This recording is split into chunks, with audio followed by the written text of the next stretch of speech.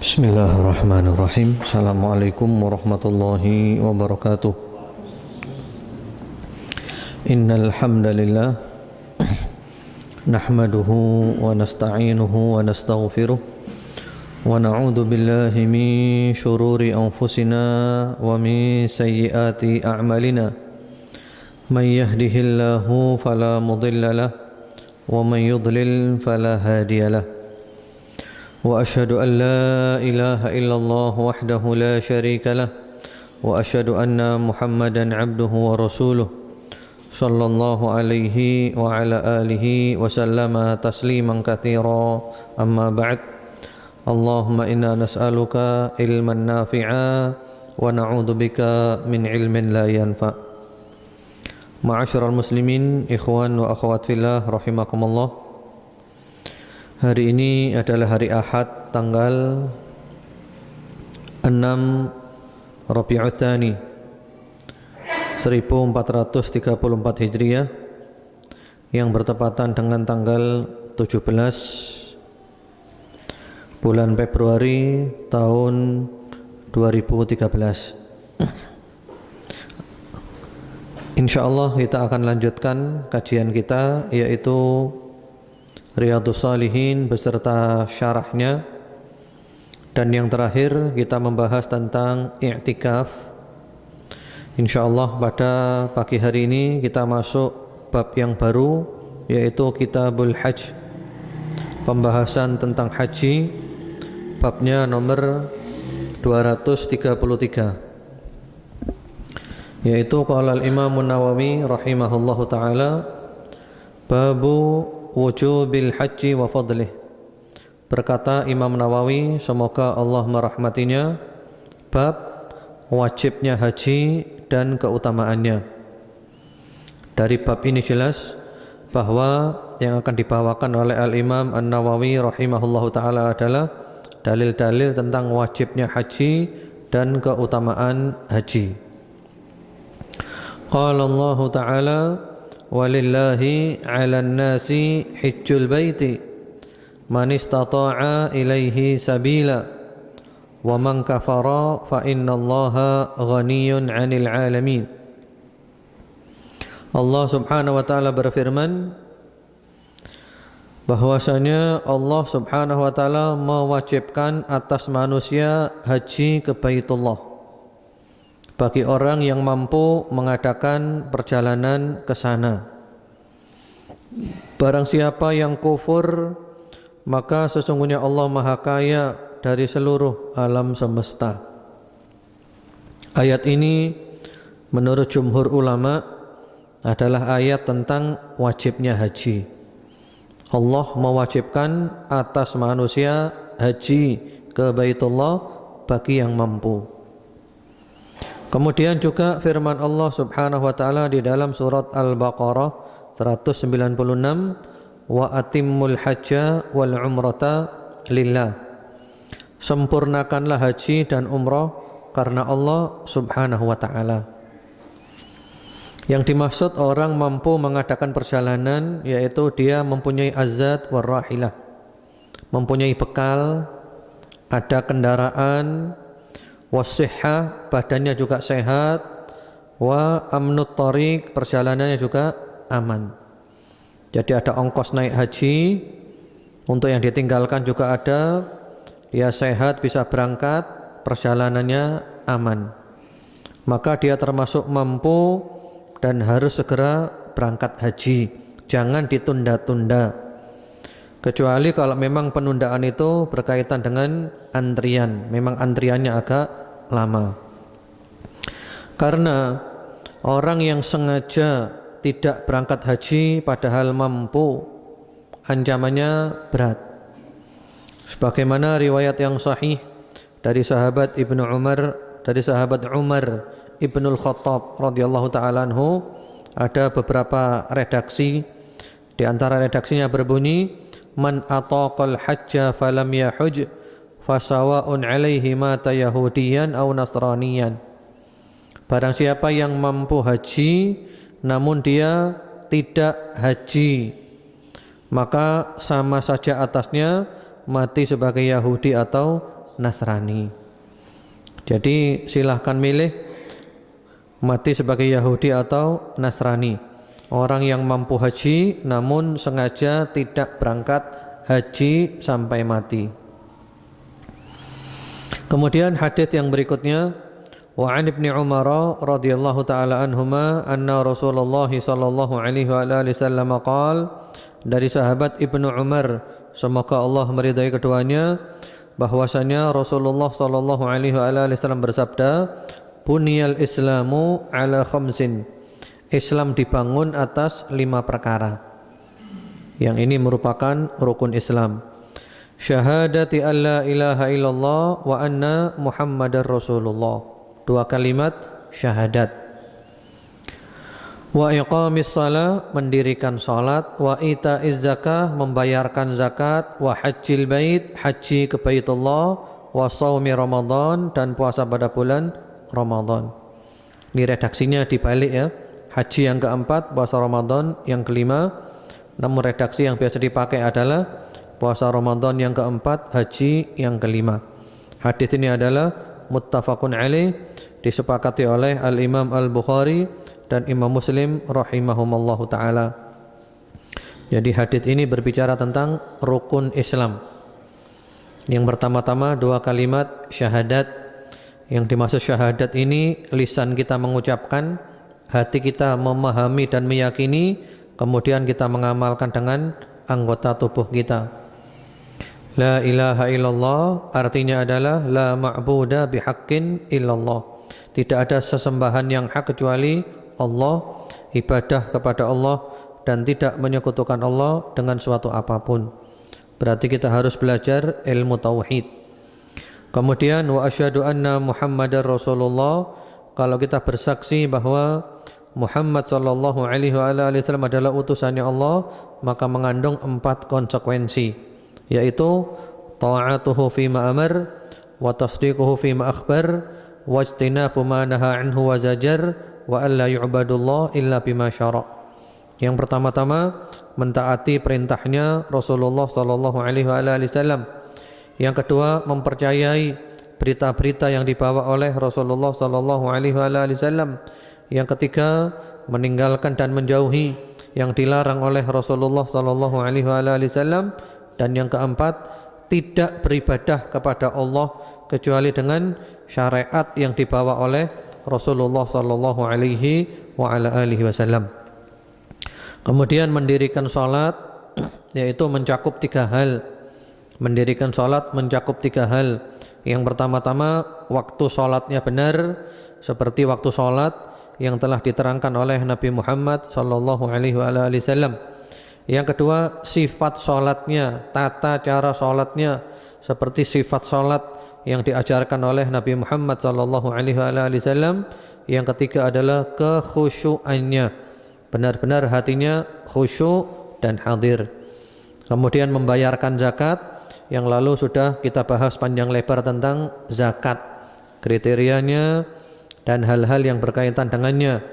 Kemudian juga puasa Ramadan baru kita bahas. Yang terakhir penutupannya adalah i'tikaf, dan sekarang kita masuk pembahasan tentang haji. Hadis yang berikutnya, wa an Abi Hurairah radhiyallahu taala anhu annahu qala, dari sahabat Abu Hurairah, semoga Allah meridainya, beliau berkata, khatabana Rasulullah sallallahu alaihi wasallam faqala, berkhutbah kepada kami Rasulullah sallallahu alaihi wasallam, lalu beliau bersabda di dalam khutbahnya itu, ya ayyuhan nas qad faradallahu alaikumul hajja fahujju, wahai manusia, Allah telah mewajibkan atas kamu berhaji, maka berhajilah. Sudah kan jelas kan? Allah mewajibkan haji, berhajilah. Selesai. Namun ternyata ada yang tanya, faqala rajulun akullu amin ya Rasulullah, apakah tiap tahun kewajiban ini ya Rasulullah? Fasakata, Rasulullah tidak menjawab, diam saja.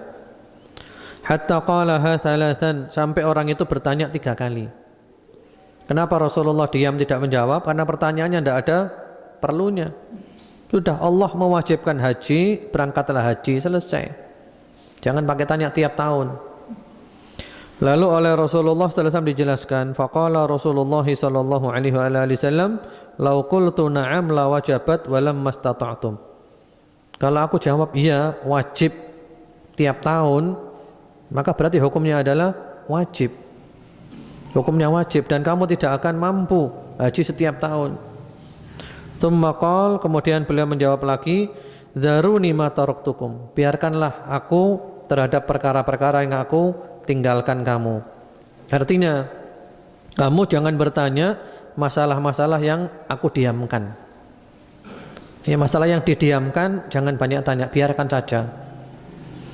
Fa inna ma halaka man kana qablakum bi kathrati su'alihim wa ikhtilafihim ala anbiya'ihim. Karena binasanya umat-umat sebelum kamu karena mereka banyak bertanya dan menyelisihi para nabi mereka. Jadi umat-umat terdahulu yang menjadikan binasa banyak tanya. Sudah banyak tanya bukan untuk diamalkan tapi untuk diselisihi. Contohnya seperti siapa? Seperti Bani Israel. Ketika Allah perintahkan ya, melalui Nabi Musa alaihissalam menyembelih sapi betina. Wa idh qala Musa liqaumihi innallaha ya'murukum an tadbahu baqarah. Ya, sembelih sapi betina, selesai. Mereka tanya warnanya, sifatnya, bentuknya, ini dan itu macam-macam, akhirnya kesulitan. Kemudian fa idza amartukum bi syai'in fa'tu minhu mastata'tum, kata Rasulullah sallallahu alaihi wasallam. Apabila aku perintahkan kamu dengan sesuatu, maka kerjakan semampumu. Jadi perintah kerjakan semampunya. Wa idza nahaitukum an syai'in fada'uhu. Apabila aku larang kamu dari sesuatu, maka tinggalkan. Jadi kalau larangan enggak ada kata-kata semampunya. Kalau larangan tinggalkan semuanya. Rawahu Muslim, hadits ini riwayat Imam Muslim rahimahullahu taala. Hadits ini mengandung banyak faedah. Di antara faedahnya bahwasanya haji itu yang wajib seumur cuman sekali. Yang wajib seumur cuman sekali. Namun kalau orang mau nambah dengan haji sunnah, silahkan. Bahkan ada hadis juga yang disahihkan oleh sebagian ulama, dianjurkan kita berangkat haji kalau bisa itu minimal 5 tahun sekali. Minimal 5 tahun sekali.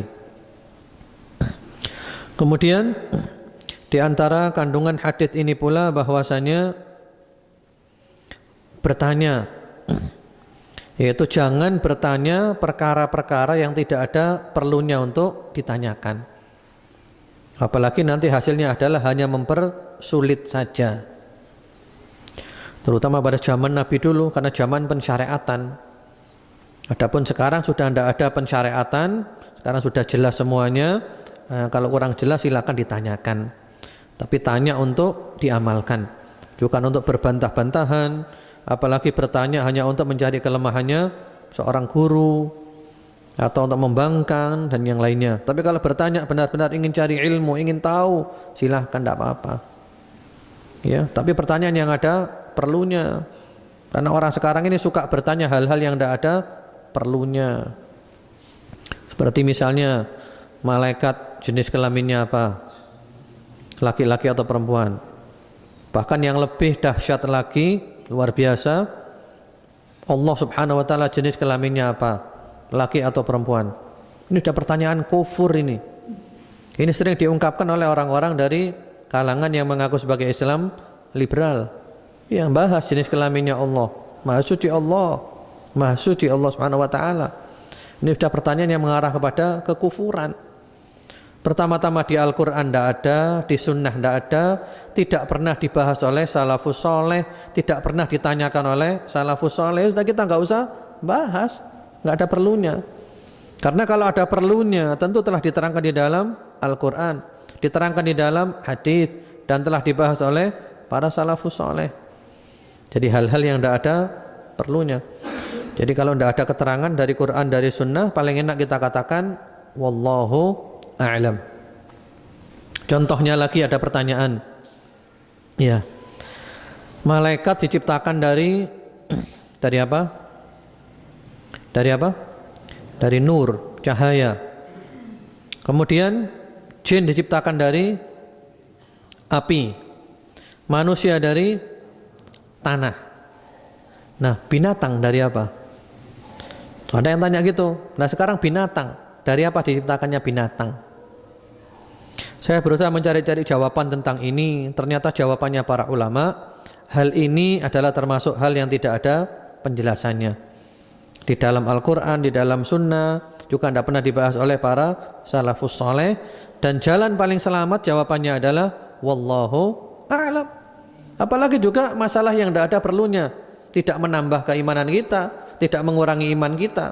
Baik kita tahu binatang diciptakan dari apa, tidak ada hubungannya dengan keimanan kita, tidak menambah iman, tidak mengurangi iman. Jadi paling enak jawabannya adalah wallahu a'lam. Masih banyak pertanyaan yang lainnya yang lebih perlu. Nah ini kok malah tanya binatang dari mana? Wallahu a'lam jawabannya. Ya, karena ini perkara yang oleh Allah tidak dijelaskan di dalam Al-Quran dan Sunnah. Wallahu a'lam. Daripada kita ngarang-ngarang jawaban sendiri, ya, apalagi mengikuti jawabannya Darwin, nanti malah tersesat. Kemudian juga di antara yang menjadikan umat ini binasa adalah menyelisihi para nabi. Menyelisihi para nabi. Umat-umat dahulu binasa karena apa? Di antaranya menyelisihi nabi.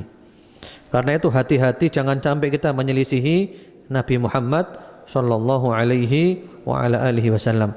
Jangan menyelisihi nabi. Kita kembali kepada Al-Qur'an, kepada Sunnah. Dua pusaka yang ditinggalkan oleh Nabi Muhammad sallallahu alaihi wasallam, yang beliau menjamin kita tidak akan tersesat selama berpegang teguh kepada kedua pusaka itu. Ya, dipahami dengan pemahaman salafus saleh. Karena itu, kalau sekarang ini ada orang yang berusaha mengajak kembali kepada Islam yang murni, Al-Quran, Sunnah, pemahaman salafus saleh, maka kita harus bersyukur. Karena masih ada yang berupaya untuk memurnikan Islam. Bayangkan kalau tidak ada yang memurnikan Islam seperti itu, apa jadinya Islam ini? Yang jadi Islam ini wajah aslinya hilang. Yang ada adalah tambahan, dan tambahan. Islam yang asli itu sudah hilang. Sama dengan Yahudi, sama dengan Nasrani, sama dengan agama-agama lain. Agama-agama lain, agamanya para nabi, terutama Yahudi dan Nasrani, wajah aslinya sudah hilang. Karena apa? Karena sudah ketutupan oleh tambahan-tambahan. Atau bahasa yang agak keras sedikit ya, tapi banyak yang alergi. Bahasanya adalah banyak bid'ah. Ya. Ya, karena satu bid'ah timbul, satu sunnah mati. Karena itu dengan adanya upaya memurnikan Islam kayak zaman Nabi, jangan ditambahi, jangan dikurangi, ini Masya Allah, ini menjaga Islam. Minimal ngerim. Sehingga kalau ada tambahan kelihatan itu tak adalah tambahan. Baik istilahnya tambahan bid'ah disebut dengan hasanah atau bid'ah dhalalah atau apapun istilahnya, yang jelas itu adalah tambahan. Zaman Nabi dulu tidak ada. Ya. Jadi menjaga keislaman. Penting menjaga keislaman ini. Jangan menyelisihi ajarannya para nabi, ajarannya Rasulullah Muhammad sallallahu alaihi wa ala alihi wasallam. Kemudian juga di antara faedah daripada hadis ini, perintah itu dikerjakan semampunya. Jadi yang namanya perintah itu dikerjakan semampunya. Ya, semaksimal mungkin semampu kita perintah. Karena itu Rasulullah sallallahu alaihi wasallam bersabda tentang salat. Apa kata beliau? Sholli qa'iman. Fa illam tastati' fa qa'idan. Fa illam tastati' fa 'ala jamb. Salatlah berdiri. Kalau tidak bisa berdiri, duduk. Tidak bisa duduk, berbaring. Ya, berbaring di atas lambungnya. Jadi mengerjakan perintah semampunya. Bisa berdiri, berdiri. Tidak bisa berdiri, bisa duduk, duduk. Tidak bisa duduk, berbaring. Jadi mengerjakan perintah itu semampunya. Karena itu ada kaidah besar dalam Islam yang berbunyi al-masyaqqatu tajlibu at-taisir. Ya, kesulitan mendatangkan kemudahan. Tidak bisa ini, turun ke sini, tidak bisa ini, turun ke sini, tetap kerjakan. Jadi perintah kerjakan semampunya. Tapi sebaliknya, larangan tinggalkan semuanya. Jadi kalau larangan antum melihat tidak ada kata-kata semampunya. Larangan tinggalkan semuanya. Jadi nggak ada istilah tawar menawar. Demikian pula dalam hal perintah, kita tidak usah tawar menawar. Apakah ini sunnah ataukah ini wajib? Karena biasanya masyarakat kita ketika ada perintah selalu menawar. Ini sunnah apa wajib? Kalau wajib baru dikerjakan. Kalau sunnah berarti boleh ditinggalkan. Jadi definisi sunnah itu berubah. Sunnah itu artinya adalah boleh ditinggalkan.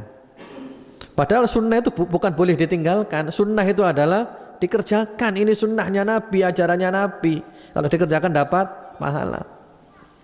Sebaliknya kalau larangan ditanyakan, ini haram atau makruh? Kalau haram baru ditinggalkan. Kalau jawabannya makruh berarti boleh dikerjakan. Jadi definisi makruh itu adalah boleh dikerjakan. Berubah. Padahal makruh adalah sesuatu yang dibenci. Kalau kita tinggalkan kita mendapat pahala. Jadi perintah tidak usah tawar menawar, kita kerjakan semampu kita. Larangan tidak usah tawar menawar, kita tinggalkan semuanya. Itulah benar-benar orang yang telah berislam. Islamnya yang sempurna. Tidak ada tawar menawar. Selanjutnya di sini juga di dalam hadits ini mengandung unsur betapa kasih sayangnya Nabi Muhammad sallallahu alaihi wasallam. Rasulullah itu tidak ingin memberatkan kita. Sampai-sampai sholat itu saja mula-mula 50. Rasulullah selalu minta keringanan demi umatnya sampai diringankan menjadi 5. Demikian pula bersiwak, Rasulullah hampir mewajibkan bersiwak ketika wudhu, ketika sholat, tapi beliau enggak wajibkan karena khawatir memberatkan umatnya. Banyak hal yang diberikan keringanan berkat kasih sayang Rasulullah Muhammad sallallahu alaihi wasallam kepada kita semuanya. Kemudian selanjutnya wa anhu radhiyallahu taala anhu, dari sahabat Abu Hurairah pula, semoga Allah meridainya, su'ilan nabiyyu sallallahu alaihi wa ala alihi wasallam, Rasulullah sallallahu alaihi wa ala alihi wasallam pernah ditanya, ayyul amali afdal, amalan apakah yang paling afdal?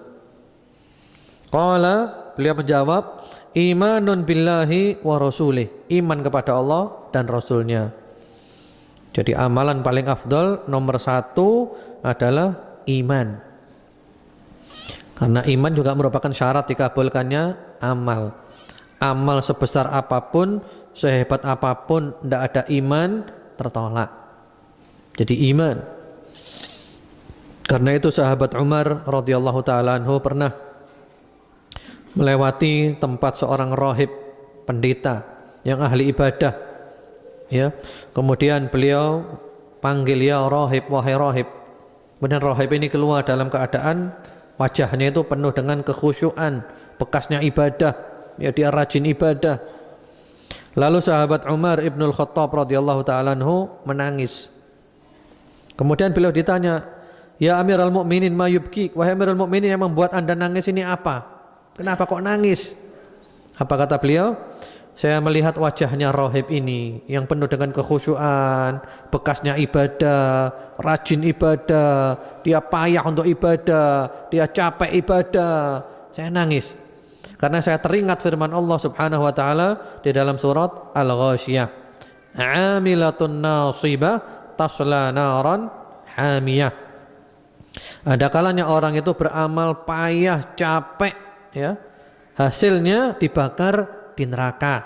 Seperti rahib ini, dia beramal payah, capek, hasilnya dibakar di neraka. Karena apa?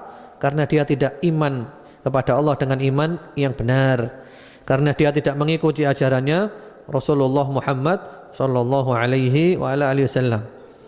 Jadi iman. Qila, kemudian beliau ditanya lagi, tsumma madza, kemudian apakah amalan yang paling afdal ya Rasulullah? Qala al-jihadu fi sabilillah, jihad di jalan Allah, ya, berperang di jalan Allah. Seperti kalau sekarang ini ya, jihad di Palestina melawan orang-orang Yahudi, itu adalah jihad fisabilillah. Kemudian juga di Suriah melawan penguasa yang tirani, yang luar biasa kedolimannya, bahkan sebagian ulama sudah mengatakan dia adalah kafir. Jihad, berperang di jalan Allah subhanahu wa ta'ala. Dan nanti setelah ini ada bab jihad namanya. Qila thumma madza, kemudian apalagi ya Rasulullah amalan yang afdal? Qala hajjun mabrur, haji yang mabrur. Muttafaqun alaih. Hadis ini disepakati oleh Al-Imam Al-Bukhari dan Imam Muslim rahimahumallahu taala. Kemudian Al-Imam An-Nawawi menjelaskan al-mabrur, yang dimaksud dengan mabrur huwallazi la yartakibu sahibuhu fihi ma'siyah, yaitu haji yang pelakunya tidak melakukan kemaksiatan. Jadi menurut Al-Imam An-Nawawi secara singkat rahimahullahu taala mengatakan bahwa haji yang mabrur yaitu haji yang pelakunya tidak melakukan kemaksiatan ketika haji tersebut. Haji yang mabrur. Berarti di sini dari hadis ini jelas sekali bahwasanya yang namanya amalan itu ada tingkatan-tingkatan dalam keafdolannya. Kemudian ada kalanya Rasulullah ditanya amal apa yang paling afdol, jawabannya Rasulullah beda dengan ini. Jadi kadang Rasulullah itu menjawab sesuai dengan situasi dan kondisi, atau juga sesuai dengan keadaan si penanya. Jadi amalan memang ada tingkatan-tingkatan keafdolannya. Sementara para ulama yang lain memerinci haji yang mabrur, yang dikatakan mabrur itu adalah haji yang mempunyai 4 makna. Jadi haji yang memenuhi 4 syarat supaya dikatakan haji yang mabrur. Syarat yang pertama adalah al-ikhlas. Benar-benar hajinya itu ikhlas karena Allah.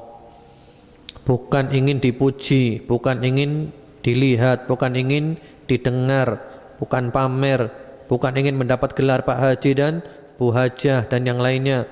Benar-benar hajinya ini ikhlas karena Allah subhanahu wa ta'ala. Wa atimmul hajja wal umrata lillah. Dan keikhlasan ini benar-benar mendominasi daripada proses haji dan umroh. Mulai dari ketika niat, ya, mulai dari ketika mengucapkan ihram haji dan umroh. Apa dia ucapkan? Labbaika umroh, labbaika hajjah, Allahumma hadi hajjah la riya'a fiha wala sum'ah. Ya Allah, ini adalah haji yang tidak ada riya dan tidak ada sum'ah. Kemudian juga ketika membaca talbiyah, isinya adalah tauhid. Labbaik Allahumma labbaik, labbaik la syarika laka labbaik, innal hamda wan ni'mata laka wal mulk la syarika lak. Isinya penuh dengan tauhid, mengisyakan Allah subhanahu wa ta'ala. Kemudian juga bacaan ketika di Arafah, yang paling afdal adalah mengucapkan la ilaha illallah wahdahu la syarikalah, lahul mulku wa lahul hamdu, yuhyi wa yumit wa huwa ala kulli syai'in qadir. Atau la ilaha illallah wahdahu la syarikalah, lahul mulku wa lahul hamdu wa huwa ala kulli syai'in qadir. Tauhid lagi, mengisyakan Allah subhanahu wa ta'ala. Kemudian yang kedua, syarat supaya haji menjadi mabrur adalah al-mutaba'ah, mengikuti manasik haji yang diajarkan oleh Rasulullah Muhammad sallallahu alaihi wa ala alihi wasallam. Jadi manasik hajinya sesuai dengan manasik haji yang diajarkan oleh Rasulullah sallallahu alaihi wa ala alihi wasallam. Manasik hajinya Nabi. Beliau bersabda, "Khudhu anni manasikakum." Ambillah oleh kalian dariku tentang perkara manasik. Kemudian yang ketiga di antara syarat supaya haji atau juga umroh makbul, diterima Allah, menjadi mabrur adalah al-malul halal. Harta yang dipakai adalah harta yang halal. Karena Rasulullah sallallahu alaihi wasallam bersabda, Innallaha ta'ala thayyibun la yaqbalu illa thayyiban. Allah Maha baik dan Allah tidak menerima kecuali yang baik. Kemudian Rasulullah sallallahu alaihi wasallam menceritakan tentang seseorang yang dia banyak melakukan ibadah, banyak melakukan haji, umrah, jihad, sampai rambutnya kusut, tubuhnya penuh dengan debu. Dia angkat tangannya kepada Allah, berdoa, manggil-manggil namanya Allah, ya Rabb, ya Rabb, ya Rabb. Ya, adab-adab doa telah dilaksanakan, semuanya telah dilaksanakan. Tapi ada satu yang prinsip yang dia lupakan, yaitu kata Rasulullah sallallahu alaihi wasallam, wa mat'amuhu haram, wa mashrabuhu haram, wa malbasuhu haram, wa ghudhiya bil haram, fa anna yustajabulah. Makanannya haram, minumannya haram, pakaiannya haram, gizi yang masuk dalam tubuhnya haram. Bagaimana mungkin doanya dikabulkan? Nah, ini penting. Kemudian di antara maknanya pula adalah penjelasan dari kata-kata, di antara syaratnya pula yang keempat adalah dari kata-kata al-mabrur. Mabrur diambil dari kata-kata al-bir, yaitu melakukan perbuatan-perbuatan kebaikan, banyak berbuat kebaikan, termasuk juga meninggalkan kemaksiatan-kemaksiatan. Hubungannya kepada Allah baik, hubungannya kepada manusia juga baik. Dan yang tidak kalah pentingnya, ma'asyiral muslimin, ikhwan wa akhwat fillah rahimakumullah, adalah tanda orang yang hajinya mabrur, tanda orang yang umrohnya diterima oleh Allah Subhanahu wa taala adalah setelah dia selesai haji, setelah selesai umroh, keadaannya tambah baik. Dia tambah fokus ke akhirat. Dia zuhud terhadap dunia.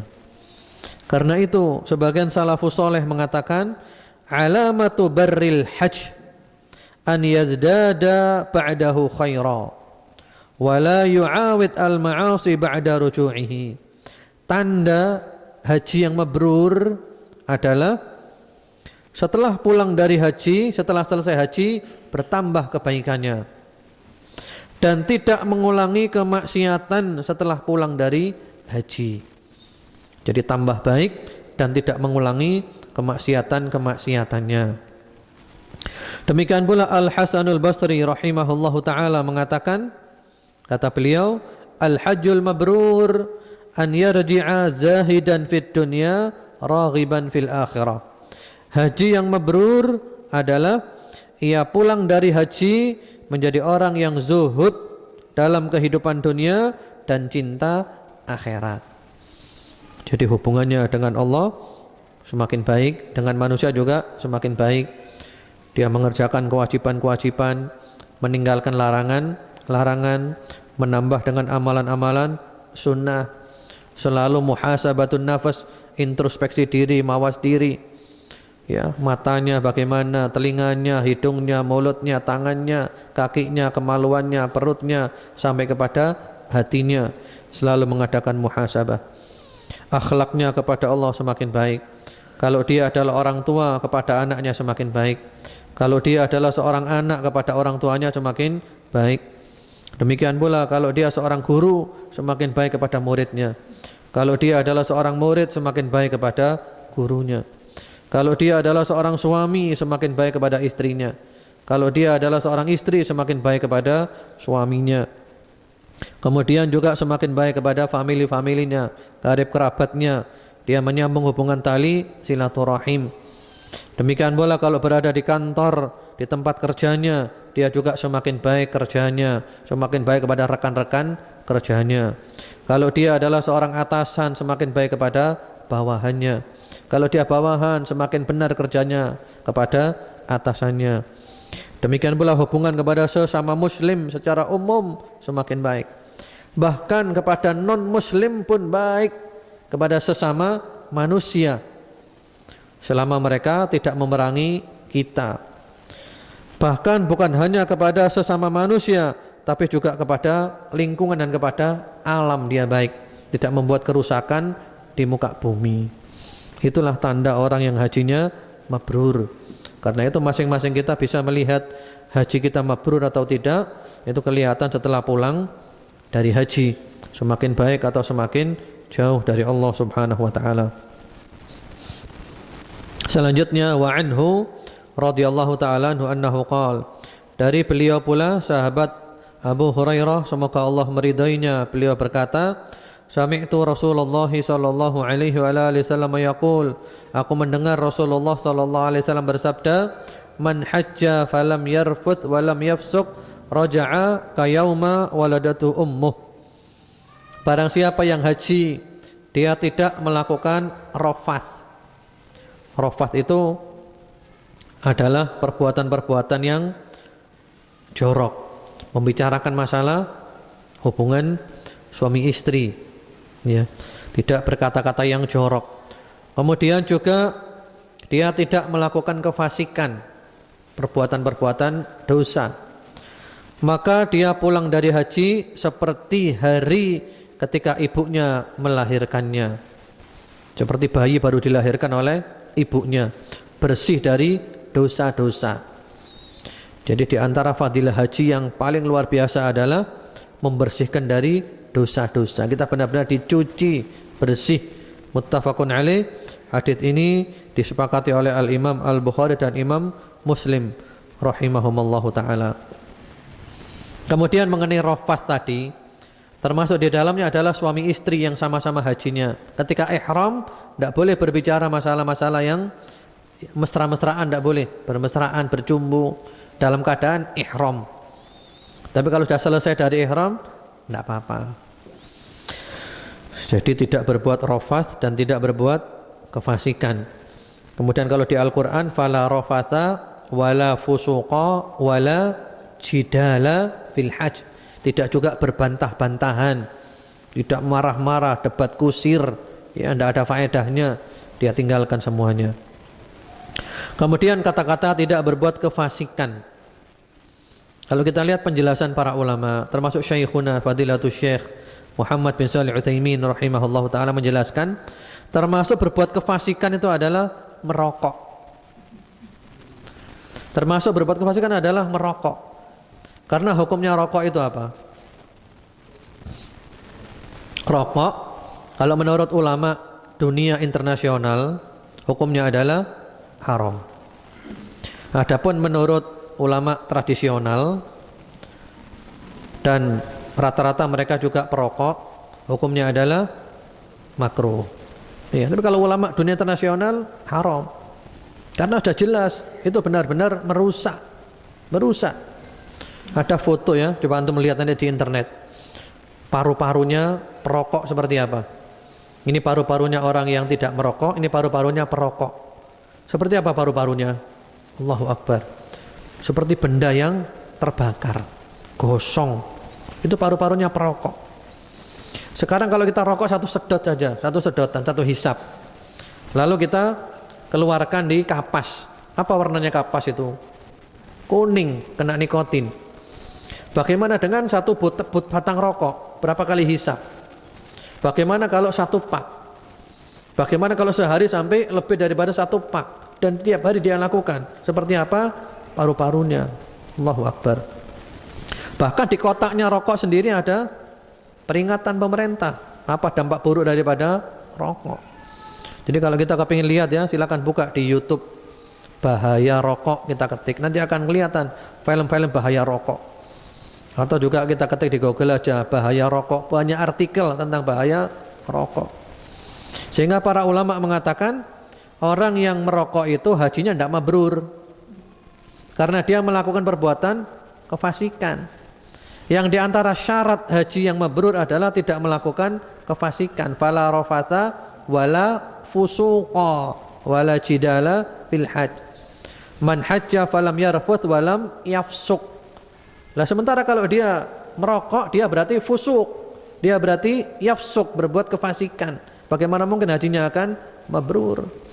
Jadi kalau ingin hajinya mabrur, berhenti daripada merokok. Bisa.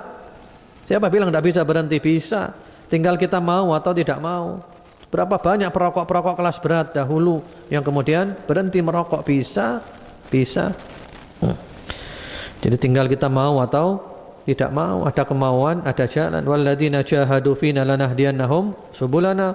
Orang yang sungguh-sungguh oleh Allah akan diberi petunjuk jalannya. Man jadda wajad. Kemudian berikutnya, wa anhu radhiyallahu ta'ala anhu anna Rasulullah sallallahu alaihi wasallam qaal, dari beliau pula sahabat Abu Hurairah, semoga Allah meridainya, bahwasanya Rasulullah sallallahu alaihi wasallam bersabda, al-umratu ila al-umrati kaffaratun lima bainahuma. Umrah menuju umrah yang berikutnya adalah penghapus dosa di antara keduanya. Allahu Akbar. Jadi umrah yang sekarang dengan umrah yang dulu itu menghapus dosa di antara keduanya. Menghapus. Hanya saja para ulama mengatakan kalau dosa besar perlu disertai dengan taubat, menyesal, tidak berbuat lagi, janji tidak akan mengulangi selama-lamanya, dan urusannya diselesaikan, diampuni dosa-dosa kita. Islam ini adalah agama taubat. Siapa orang yang tidak pernah berbuat salah? Manusia berbuat salah itu wajar. Yang penting adalah kita kembali taubat kepada Allah Subhanahu wa ta'ala. Yang penting adalah setelah itu kita istiqamah sampai akhir hayat kita, kita dalam keadaan istiqamah, matinya husnul khotimah. Karena itu para ulama mengatakan al-ibratu la binaqsil bidayah walakin bikamalin nihayah. Yang menjadi pelajaran adalah bukan kekurangan di awal permulaan, tapi kesempurnaan di akhirnya. Artinya proses kita terseok-seok itu wajar. Prosesnya terseok-seok, ya, kesana kemari, kanan kiri prosesnya. Tapi akhirnya kita dalam keadaan baik. Dan ditutup umur kita dalam keadaan baik. Yang penting adalah akhirnya dalam keadaan baik. Sehingga Rasulullah SAW bersabda, al-ibrat, innamal a'malu bil khawatim. Amal itu yang dihitung adalah terakhirnya, penutupnya. Prosesnya menuju yang baik, kadang prosesnya kita terseok-seok dulu, namun terakhirnya menjadi orang yang baik. Kemudian wal hajjul mabrur laisa lahu jazaa illal jannah. Haji yang mabrur tidak ada balasan yang pantas kecuali jannah, surganya Allah Subhanahu wa taala. Muttafaqun alaih. Hadis ini disepakati oleh Al-Imam Al-Bukhari dan Imam Muslim rahimahumallahu taala. Dan tadi telah dijelaskan tentang haji yang mabrur. Sebenarnya umrah itu juga namanya adalah haji, sama-sama hajinya. Cuman bedanya kalau haji itu haji akbar, haji besar. Kalau umrah itu haji kecil dan amalannya juga lebih sedikit. Ya, mungkin itu dulu aja. Kita ada sisa waktu 45 menit. Kita pakai untuk tanya jawab. Boleh tanya langsung melalui kertas atau juga boleh melalui SMS di HP saya 0816 429 6227. Yang sesuai dengan materi. Ini sudah banyak yang masuk di SMS. Saya jawab dulu. Ustadz, insya Allah tahun ini atau tahun depan sesuai kuota yang ditentukan oleh pemerintah, kami akan menunaikan ibadah haji yang pertama. 3 tahun yang lalu kami menunaikan umroh yang pertama. Insya Allah bulan ini kami akan menunaikan umroh yang kedua. Bagaimana hukumnya Ustadz kami menunaikan umroh yang kedua? Di sisi lain ibu kandung saya kurang setuju atau kurang merestui karena inginnya kami langsung naik haji dulu. Naik haji dulu sudah pernah merestui umroh yang kedua ini, namun sekarang kurang merestui padahal kami sudah akan berangkat. Untuk diketahui ibu saya sudah sepuh, bagaimana sikap kami Ustadz menghadapi ibu? Sudah sering dipahamkan, ya. Jadi intinya beliau ini mau berangkat haji tahun depan, ya. Kemudian sudah pernah umroh dan mau berangkat umroh lagi. Hukumnya boleh, tidak apa-apa. Bahkan orang yang sudah pernah umroh sebelum haji itu lebih mengetahui kondisi lapangan daripada orang yang langsung haji tanpa didahului oleh umroh sebelumnya. Seperti Rasulullah SAW sebelum beliau haji, beliau umroh dulu beberapa kali. Ya, tinggal memahamkan ibu, ya dia aja, dia apalagi sudah kadung daftar, ya tinggal pendekatan aja kepada ibu. Pendekatan kepada ibu diantaranya adalah, Bu, minta oleh-oleh apa? Ya, nanti setuju. Oh ya, apa ibu mau saya beri oleh-oleh onta kecil? Ya, onta-ontaan. Ya. Jadi gitu aja. Jadi ngerayu ibu, dirayu ibunya. Bagaimana dirayu ibunya supaya mengizinkan umroh.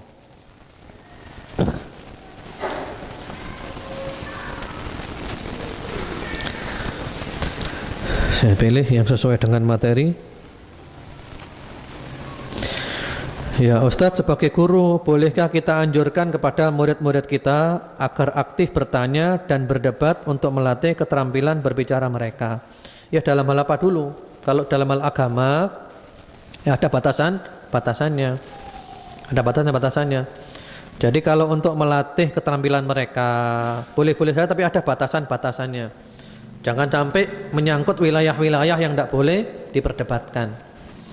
Karena di antara sistem Rasulullah SAW dalam mengajar juga gitu kan. Rasulullah tanya kepada para sahabat. Mereka tidak bisa menjawab, baru Rasulullah memberikan jawabannya. Jadi tidak apa-apa melatih.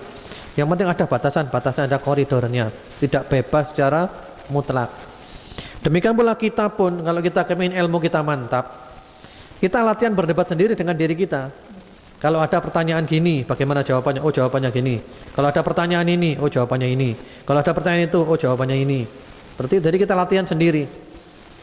Yang penting dalam koridor yang tidak melanggar aturan syariat. Ya. Ini ada banyak yang di luar materi. Ustadz, apakah di zaman Nabi ada rokok? Jazakallahu khair wa iyyakum. Apakah ada atau tidak? Wallahu a'lam ya. Tidak tahu apakah ada atau tidak, wallahu a'lam, tidak tahu. Yang jelas, rokok zaman dulu dan rokok sekarang banyak perbedaannya. Rokoknya orang-orang dulu itu dengan rokok sekarang banyak bedanya. Rokok zaman dulu itu tidak banyak racun-racunnya, tidak banyak apa namanya? Campuran-campurannya. Karena kalau rokok sekarang banyak campuran-campurannya racun. Kita lihat aja ngeri. Banyak racunnya, kimianya dan yang lainnya. Tapi bagaimanapun juga rokok itu adalah bermadharat. Ya, zaman Nabi ada rokok apa enggak? Ini pertanyaannya, enggak ada faedahnya. Ya ini, contohnya ini enggak ada faedahnya. Zaman Nabi rokok ada apa enggak? Ya. Atau mungkin dia kepingin dalil langsung dari Nabi. La tarka'u fa innar rokok haram. Rawahu Muslim. Jangan merokok karena rokok hukumnya haram. Riwayat orang Islam. Muslim orang Islam artinya bukan Imam Muslim. Jadi gitu ya. Jadi soal zaman Nabi ada rokok, tidak ada rokok itu nggak perlu dibahas, nggak penting. Yang penting adalah bagaimana hukumnya rokok. Ketika orang mengatakan rokok itu haram, apa alasannya? Alasannya itu dampaknya kayak gini, luar biasa. Jadi orang sekarang itu maunya dalil yang langsung menyebutkan, Nabi menyebut tentang rokok. Ustadz, daftar antri haji sangat panjang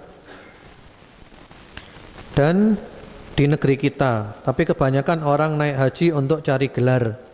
Bukankah kasihan mereka yang niat haji untuk ibadah tapi harus nunggu lama? Solusi yang terbaik. Iya. Ini pertanyaannya berarti ada dua kan?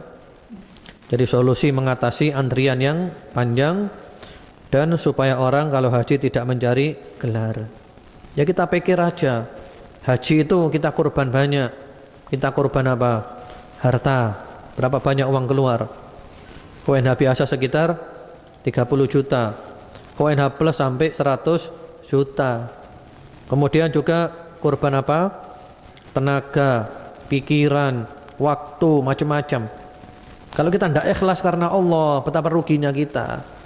Sudah dikorbankan semua itu, hasilnya bukan mendapat ridha Allah, hasilnya dibakar di neraka. Karena apa? Ria. Ya rugi. Jadi kita latihan ikhlas, berusaha ikhlas, berdoa ya Allah jadikanlah hamba ini ikhlas. Tolonglah hamba untuk menjadi orang yang ikhlas ya Allah. Jadikanlah semua amalan hamba untuk Engkau, jangan kecampuran sedikit pun. Allahumma inni a'udzubika an usyrika bika ma la a'lam wa Allahumma inni a'udzubika an usyrika bika wa ana a'lam wa astaghfiruka lima la a'lam.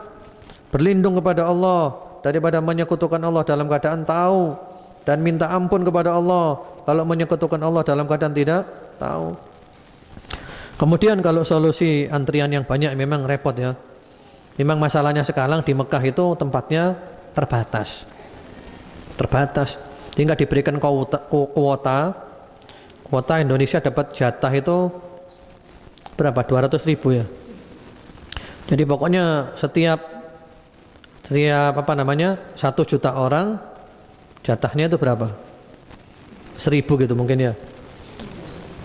Sehingga kalau jumlah rakyatnya 200 juta, dapat jatahnya 200.000 itu diatur sudah. Memang ngaturnya agak repot. Soalnya kalau tidak diberi kuota, tidak cukup nanti di Mekah itu. Tidak cukup sekarang aja. Haji itu sudah rasanya nggak bisa menikmati lagi kita. Karena saking raminya, masjid penuh, di sini penuh. Yang ada adalah kita sekedar mengerjakan kewajiban. Umroh Ramadan saja 10 hari terakhir ketika itikaf sulit, masjid sudah penuh, mulai dari basement ya sampai lantai atasnya, sampai lantai yang paling atas penuh, nggak ada tempat ya. Jadi memang diberi kuota itu adalah kebijakan. Adapun solusinya ya mudah-mudahan aja ke depan nanti Allah memberikan solusi yang terbaik. Jadi kalau antri ya sabar, mudah-mudahan oleh Allah digampangkan untuk berangkat haji. Apabila kita melakukan haji setelah pulang, bisa dibilang haji yang tidak mabrur. Tapi dengan berjalan waktu dia menyadari semua kesalahan dan wajibkah dia untuk melakukan haji kembali dengan catatan mampu secara materi. Kalau wajib tidak ya. Jadi orang sudah haji dulu, kemudian masih melakukan dosa, dan sekarang sudah taubat menjadi orang baik, apakah wajib haji lagi? Kalau wajib tidak. Cuman kalau dia mau haji lagi itu adalah kebaikan. Jadi kalau mau haji lagi itu adalah kebaikan. Karena ada juga disebutkan di dalam hadis Allah Subhanahu wa taala berfirman, "Inna 'abdan ashahtu lahu fi jismih wa wasa'tu lahu fi rizqih tamdi alaihi khamsatu a'wam la yafidu ilayya la mahrum." Atau kama qala alaihi salatu wassalam. Seorang hamba aku berikan badan yang sehat, aku berikan kelapangan rezeki, sampai lewat 5 tahun dia tidak datang kepada aku untuk haji, maka dia adalah orang yang terhalangi dari kebaikan. Dan ini juga ancaman. Kalau kita diberi kesehatan, kemampuan finansial, badan dan yang lainnya, sampai 5 tahun lewat kita tidak berangkat haji, diancam. Atau mungkin kalau haji sudah kesulitan sekarang, nunggunya terlalu lama, dan kita memberi kesempatan orang-orang yang belum berangkat, ya berarti diganti dengan umroh, mudah-mudahan oleh Allah dimaafkan. Karena haji kan sekarang yang ONH plus saja juga antri. Antrinya paling cepat 2 tahun, itu yang plus ya. Dan kita juga ingin memberi kesempatan orang-orang yang belum berangkat, biar berangkat dulu ya. Jadi kalau dia mau haji lagi, umroh lagi, yang kedua, yang ketiga itu bagus, ibadah yang sangat bagus, tapi tidak wajib. Yang wajib cuman yang pertama saja. Bolehkah kita melaksanakan ibadah haji mengikuti program dari suatu bank dengan jalan menabung, mencicil di bank tersebut? Karena kalau kontan tidak mampu. Jazakumullah khairan ya wa iyyakum. Karena kalau kita sudah bicara bank, kebanyakan bank-bank yang ada itu adalah bank riba. Walaupun kadang namanya memakai nama-nama istilah syariat. Kita jangan terkecoh oleh nama, yang penting adalah prakteknya. Gampang haji itu. Kalau nggak mampu, nggak wajib. Selesai kan? Nggak usah memaksa diri. Apalagi haji dalam keadaan utang, jangan. Orang mau berangkat haji saja, kalau punya utang dianjurkan untuk melunasi utangnya ya. Apalagi ini sengaja haji dengan ngutang, jangan. Jadi kalau bisa haji mampu berangkat, tidak mampu tidak wajib. Dan insya Allah Allah telah menulis sebagai orang yang haji karena niatnya tadi itu, innamal a'malu binniyat wa innamal likulli imri'in ma nawa. Dia dapat ganjaran daripada niatnya.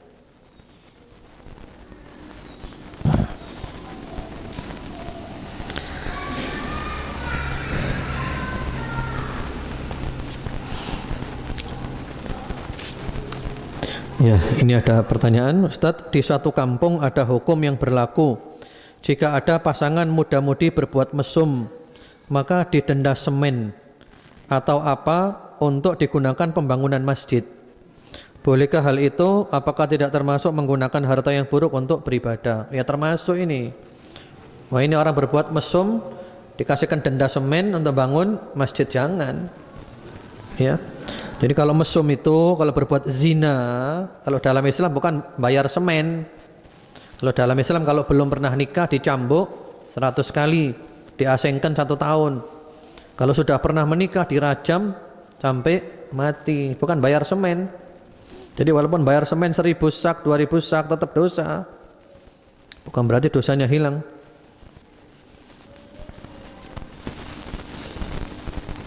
Penjelasan mengenai dam apabila umroh dulu baru haji, itu namanya haji tamattu, ya. Sebagian ulama mengistilahkan itu adalah dam, sebagian mengistilahkan itu adalah hadyu, sebagai bentuk syukur kepada Allah karena dia mendapat 2 ibadah langsung, umroh sekaligus haji secara sempurna. Maka di antara syukurnya adalah menyembelih hadyu. Ustadz, mana yang harus kita dahulukan, menabung untuk haji atau menabung untuk beli rumah? Karena sekarang ana masih belum punya rumah dan masih kontrak bersama suami. Iya, ini namanya fikih prioritas, fikih aulawiyat. Ini penting, ini fikih yang penting. Jadi fikih prioritas, mana yang diprioritaskan? Kalau kita kembali kepada ajaran Islam yang benar, yang diprioritaskan adalah nabung dulu untuk beli rumah. Nabung dulu untuk beli rumah, bukan haji dulu. Karena haji itu kalau orang mampu baru berangkat haji, kalau nggak mampu nggak wajib. Sementara rumah adalah merupakan kebutuhan kita.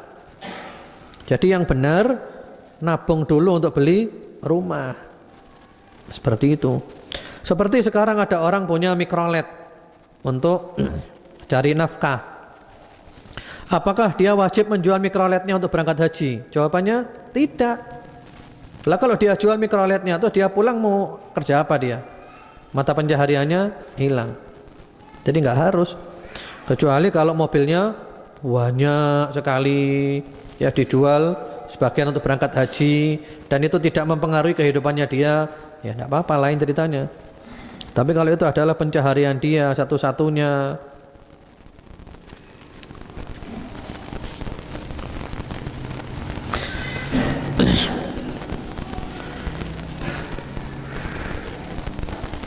ya, mohon tanya, apakah boleh minum obat anti haid waktu ibadah haji?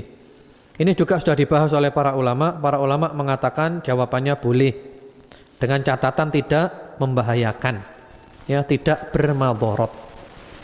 Karena nanti khawatirnya bersama rombongan kalau dalam keadaan haid kan agak repot.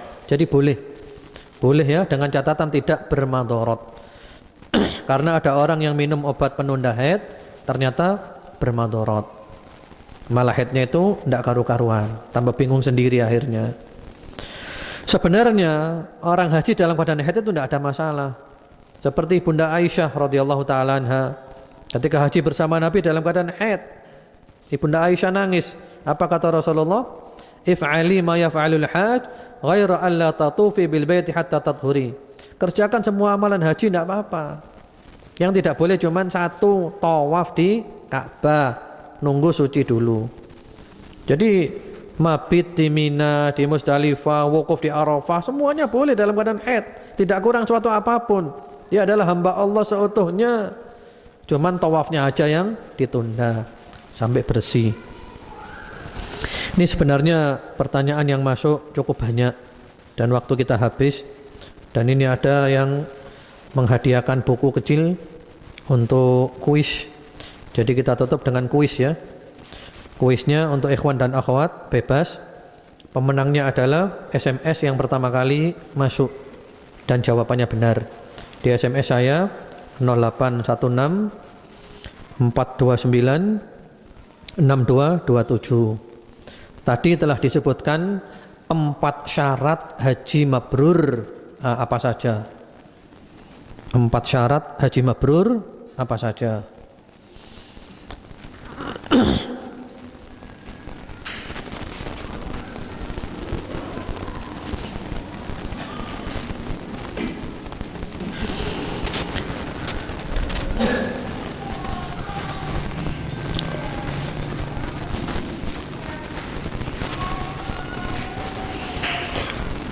Kemudian bagi SMS yang belum terjawab, saya mohon dimaafkan. Ini masih ada sekitar 20 SMS belum terjawab. Ya, ini sudah ada yang masuk. 1. Ikhlas. 2. Mengikuti sunnah Rasul. 3. Hartanya halal. Dan 4. Amal soleh. Ya, banyak beramal soleh. Dari kata-kata albir, ya sudah, berarti sudah selesai. Pemenangnya adalah pengirim SMS yang pertama, ya, yaitu nomornya adalah 0812 354 12302. Wallahu alam. Mudah-mudahan kajian kita ini bermanfaat. Allah menjadikan kita istiqomah dan umur kita ditutup dengan husnul khatimah. Allahumma amin. Subhanakallahumma bihamdika asyhadu an la ilaha illa anta astaghfiruka wa atubu ilaik.